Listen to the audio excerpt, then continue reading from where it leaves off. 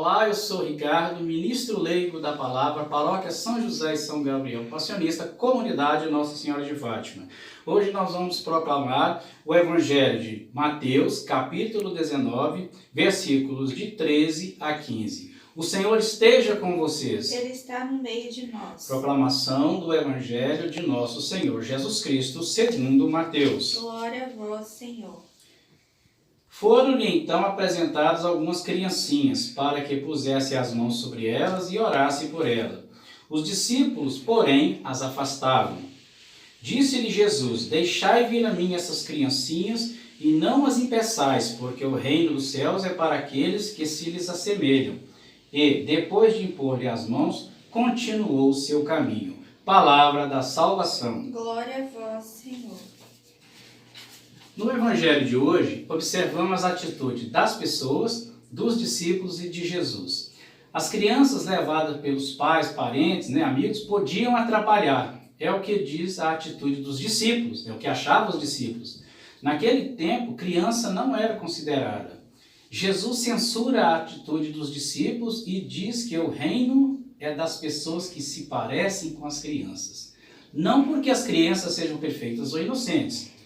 Diz isto porque elas não têm pretensões, ambições, não buscam poder, prestígio, enganar os outros para viver e deixa-se formar, deixa-se cuidar, conduzir, orientar. Portanto, receptivas para Deus e para o irmão. Neste Evangelho encontramos 3 lições muito importantes, meus irmãos e irmãs em Cristo. A primeira delas é nos convertermos para nos tornarmos como crianças. Converter-se para a pureza e para a gratuidade do serviço aos irmãos. Converter-se para sermos pequenos. A nossa primeira conversão é para sermos diante de Deus sem importância e significância, porque seremos muito mais importantes e significantes para Deus. Não é? Naquele sentido de nos tornar pequenos, sem a soberba que nos acompanha muito no decorrer da nossa vida e da corrupção, que tanto espiritual quanto corrupção moral e material, principalmente, no mundo que nós vivemos hoje. A segunda é que preciso acolher o reino dos céus como a criança. A terceira é que precisamos acolher cada criança. Jesus diz: quem recebe em meu nome uma criança como esta, é a mim que recebe. Está lá em Mateus, capítulo 8, versículo 5. Hoje, na nossa sociedade, felizmente, a nossa igreja acolhe as crianças. A nossa igreja, então nós temos catequese, coroinhas, várias atividades destinadas às crianças. E também, no aspecto social, temos o Estatuto da Criança e do Adolescente, e tem uma gama de leis que protegem as crianças. Mas naquela época não era assim. Não desprezeis nenhuma dessas crianças. Não maltratemos e nem ignoremos nossos pequenos e pequenas, também. Devemos permitir que a nossa mente seja renovada e purificada pela inocência e pureza de uma criança. Jesus nos adverte que somente entrará no reino do céu quem for como as crianças. Somente entrará no reino dos céus quem for como as crianças.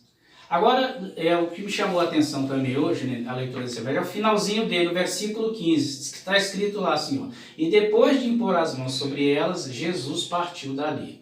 Aqui nós vemos a importância da bênção e a oração. Porque é um ato que na nossa sociedade moderna vem se perdendo. O pai abençoar o filho toma a benção ao pai ou à mãe.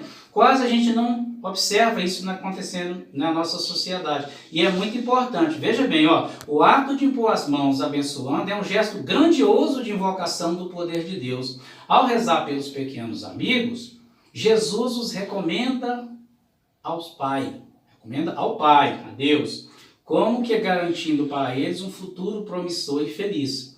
Os discípulos é que não perceberam a importância desse acontecimento e tentaram afastá-las. Eles estavam errados. Porque elas, livres de ambições de poder, da corrupção que envenena o espírito dos adultos, são símbolo do pobre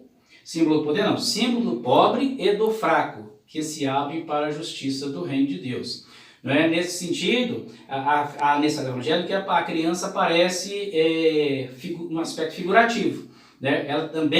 Ela por ser pequenininha, representa os nossos irmãos mais pobres, mais fracos e desprovidos, inclusive de condições de sobrevivência.